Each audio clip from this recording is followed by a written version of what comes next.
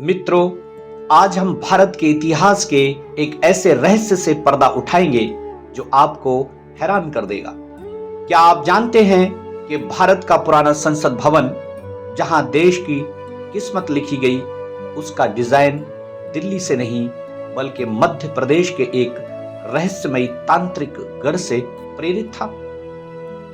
आज के इस वीडियो में हम गहराई से जानेंगे मध्य प्रदेश के मुरैना में स्थित 64 योगिनी मंदिर मितावली का रहस्य। इस मंदिर को तांत्रिकों की यूनिवर्सिटी क्यों कहा जाता था? कैसे ब्रिटिश वास्तुकार एडविन लुटियंस ने इस मंदिर के डिजाइन को संसद भवन के लिए चुराया या प्रेरणा ली? तंत्र विद्या और लोकतंत्र के इस अजीबोगरीब और खौफनाक संबंध के पीछे की कहानी।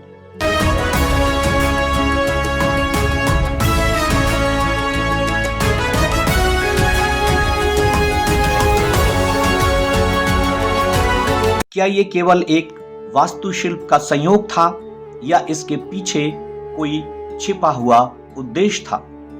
इतिहास के इन अनसुलझे सवालों के जवाब जानने के लिए वीडियो को अंत तक जरूर देखें। भारत का पुराना संसद भवन, जहां आजादी के बाद से देश की किस्मत लिखी गई। क्या आप जानते हैं कि लोकतंत्र के इस सबसे बड़े मंदिर का ब्लूप्रिंट दिल्ली से नहीं बल्कि मध्य प्रदेश के एक बीहड़ और रहस्यमयी तांत्रिक गढ़ से लिया गया था? एक ऐसा मंदिर जिसे तांत्रिकों की यूनिवर्सिटी कहा जाता था और जहां रात में जाना आज भी मना है। आखिर क्या है संसद भवन और 64 योगिनियों के इस मंदिर का वो खौफनाक सच जिसे दुनिया से छिपाया गया? चलिए आज इतिहास के उन पन्नों को पलटते हैं।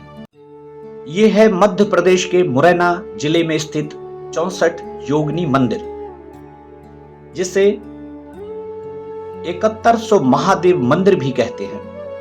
11वीं शताब्दी में बना ये मंदिर अपनी अनूठी वास्तुकला के लिए मशहूर है। इसकी बनावट को ध्यान से देखिए, ये पूरी तरह गोलाकार है।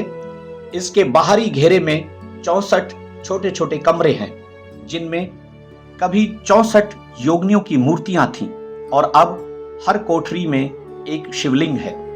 मंदिर के केंद्र में एक मुख्य मंडप है जहां भगवान शिव विराजित हैं।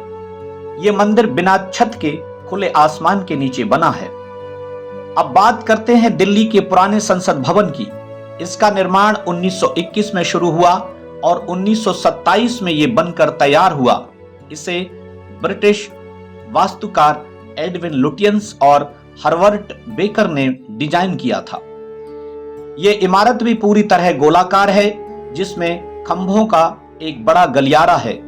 जब आप संसद भवन और मितावली मंदिर की वास्तुकला की तुलना करते हैं तो समानताएं हैरान कर देने वाली हैं।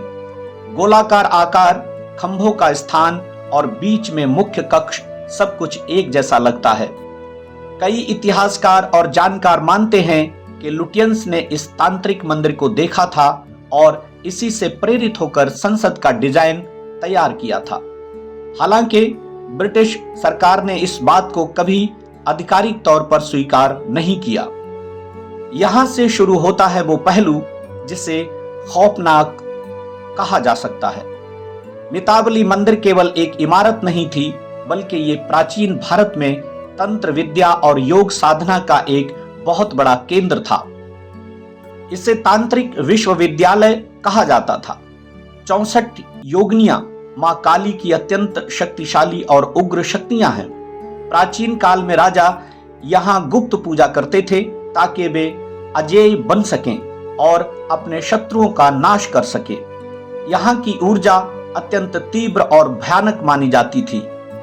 अब सोचिए, जिस इमारत यानी संसद भवन में देश का भविष्य तय होता था, उसका डिजाइन एक ऐसे स्थान से लिया गया जो तंत्र शक्ति और विनाश सृजन की शक्तियों का केंद्र था। क्या यह केवल एक वास्तुशिल्प का संयोग था या फिर इसके पीछे कोई गहरा छिपा हुआ उद्देश्य था?